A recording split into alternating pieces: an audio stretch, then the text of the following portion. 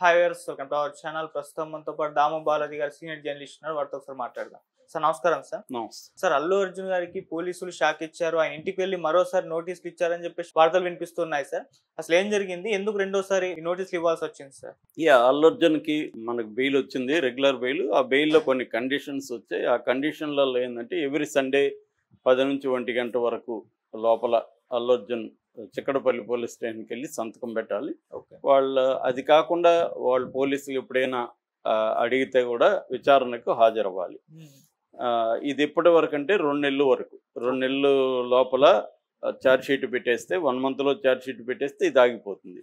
అంటే charge sheet పెట్టడమా లేకపోతే 2 నెలల టైమా, విచ్ ఎవర్ ఈజ్ అర్లియర్ అన్నది కోర్టు ఇచ్చింది. అందుకని ఈరోజు అల్లు అర్జున్ సండే కాబట్టి కాసేపట్లో బయలుదేరిపోతున్నాడని చెప్తున్నారు. అందుకనే చిక్కడపల్లి ఏరియా అంతా కూడా పోలీసులు మోహరించారు సెక్యూరిటీ కోసం.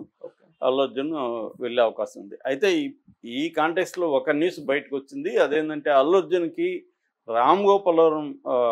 రామ్గోపాల్పేట పోలీస్ స్టేషన్ నుంచి కొంతమంది వెళ్ళి వాళ్ళ మేనేజర్, అల్లు అర్జున్ మేనేజర్ మూర్తికి నోటీసులు అందజేసి వచ్చారు అనేసి వార్త వచ్చింది.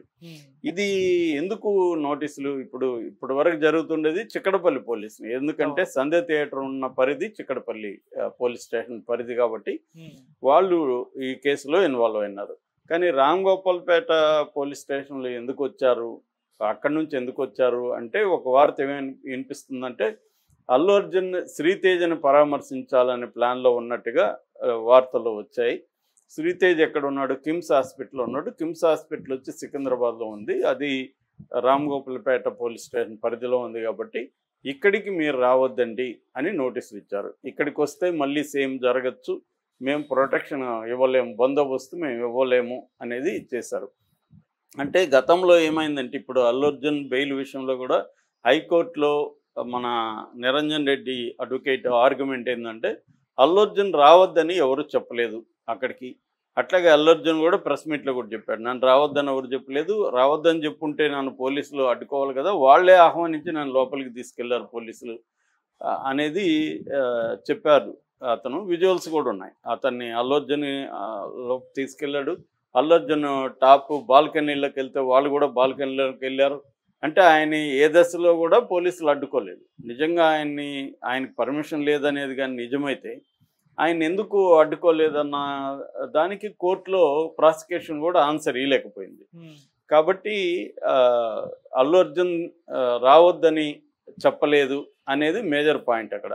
కానీ బయట అయితే మాత్రం పోలీసులు నోటీస్ కూడా రిలీజ్ చేశారు. అంటే ఆ లెటర్ రిలీజ్ చేశారు. ఆ లెటర్లో మేము బందోబస్తు ఇవ్వలేము, అల్లు అర్జున్ రావద్దని చెప్పండి అని థియేటర్కి ఇచ్చినట్టుగా వాళ్ళు రిలీజ్ చేశారు. థియేటర్ వాళ్ళేమో అది మాకు అందలేదని వీళ్ళు చెప్తున్నారు. సో ఈ కాంటెక్స్లో ఏంటంటే ఒకవేళ అందినా థియేటర్ వాళ్ళు చెప్పకపోతే అల్లు అర్జున్కి సంబంధం లేదు. అల్లు అర్జున్కి ఎవరు చెప్పలేదు కాబట్టి అల్లు అర్జున్ వెళ్ళాడు. నిజంగా పోలీసులు అల్లు అర్జున్ రావద్దని చెప్పడమే నిజం అయితే అక్కడ ఎందుకు మరి ఆయన్ని ముందే అడ్డుకోలేదు? ఆయన నిజానికి అదేంటి అక్కడ ముషీరాబాద్లోనే ఆగాడు, మెట్రో స్టేషన్ దగ్గర ఆగి పైకి లేపి ఇచ్చేస్తున్నాడు. అక్కడ కూడా పోలీసులు ఉన్నారు. వాళ్ళకి అర్థమైపోతుంది కదా ఈయన అక్కడికి వెళ్తున్నాడని. అక్కడే ఆయన అడ్డుకొని ఉంటే అటే వెనక్కి వెళ్ళిపోయాడు. సో క్లియర్గా ఏంటంటే అల్లు అర్జున్ రావడాన్ని ఎవరు వ్యతిరేకించలేదన్న విషయం మామూలుగా అయితే అర్థమవుతుంది. సో అందుకని నిన్న కూడా రెగ్యులర్ బెయిల్ రావడానికి కూడా కారణం ఏంటంటే అల్లు అర్జున్ వాళ్ళు కేసు పెట్టిందే A11గా పెట్టారు. అంటే అల్లు అర్జున్ ప్రధానమైన ముద్దాయి అయితే చనిపోయిన దాంట్లో A1గా పెట్టేవాళ్ళు. సో A11గా పెట్టారంటే నా అర్థం ఆయనకు ముందు A10 ఉన్నారు ముద్దాయిలు. వాళ్ళు ప్రధానమైన వాళ్ళు. అంటే థియేటర్ యాజమాన్యం, థియేటర్ మేనేజ్మెంటు, దాని ఏమంటారు ఎక్కడైతే చనిపోయిందో దానికి సంబంధించిన మేనేజరు, ఫ్లోర్ మేనేజర్ అంటారు. ఇటువంటి floor manager, total general manager, యాజమాన్యంలో 8 మంది ఉన్నారు. వాళ్ళ మీద పెట్టారు ఫస్ట్ 10. ఆ తర్వాత అల్లు అర్జున్కి ఇన్ఫార్మ్ చేయలేదు. అల్లు అర్జున్ ఆ అమ్మాయి చనిపోయినప్పుడు అల్లు అర్జున్కి చెప్పి చేయలేదు, పోలీసులను అడ్డుకున్నారని చెప్పి అల్లు అర్జున్ పర్సనల్ స్టాఫ్ అంటే మేనేజర్ కావచ్చు, సెక్యూరిటీ హెడ్ కావచ్చు, వాళ్ళని ఇన్వాల్వ్ చేసి కేసులో. సో ఇవన్నీ అయినాక అల్లు అర్జున్ రంగంలోకి వచ్చాడు. కాబట్టి ఇప్పుడు ఏంటంటే పోలీసులు ముందు జాగ్రత్తగా భయపడుతున్నట్టుగా అర్థమవుతుంది. మళ్ళీ కానీ అల్లు అర్జున్ ఇప్పుడు శ్రీతేజను చూడడానికి పోతే ఇది అవుతుంది. కానీ అల్లు అర్జున్ ఈ స్టేజ్లో శ్రీతేజను చూడడానికి పోతాడా అనేది కూడా డౌటే. నిజానికి అది అఫీషియల్ వార్త ఏమీ కాదు. ఓకే.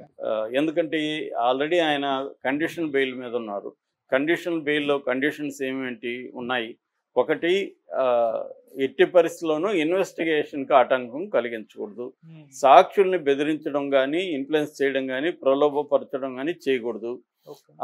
ఇలాంటి కండిషన్లు ఉన్నప్పుడు అల్లు అర్జున్ తన మీద కేసు పెట్టిన భాస్కర్ వాళ్ళ అబ్బాయి శ్రీతేజ, కేసు పెట్టింది ఎవరు? కంప్లైంట్ ఇచ్చింది భాస్కర్.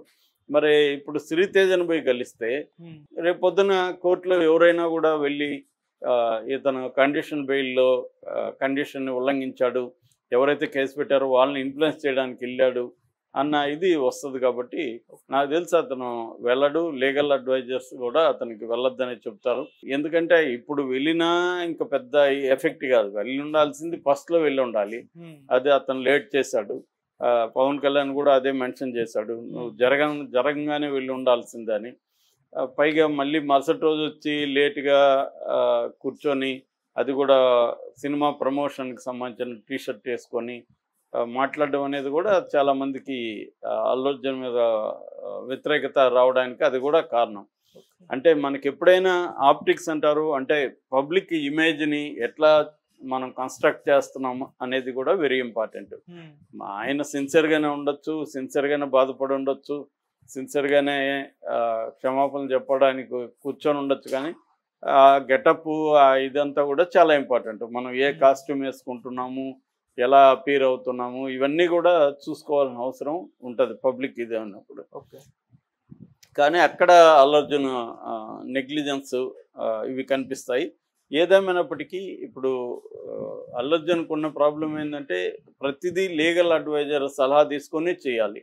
ఎందుకంటే ఏదో మళ్ళీ ఒక రాంగ్ స్టెప్ వేస్తే ప్రాబ్లం అవుతుంది.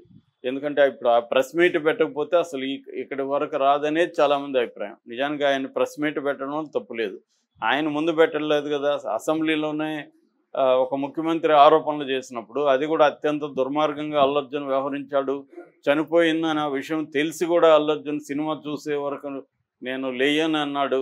ఈ స్థాయిలో ఏ మనిషి కూడా అలాగా నా వల్ల ఒక మనిషి చనిపోయిందంటే నేను చనిపోతే పోయింది, నేను సినిమా చూసి వెళ్తానని అనరు కదా మామూలుగా.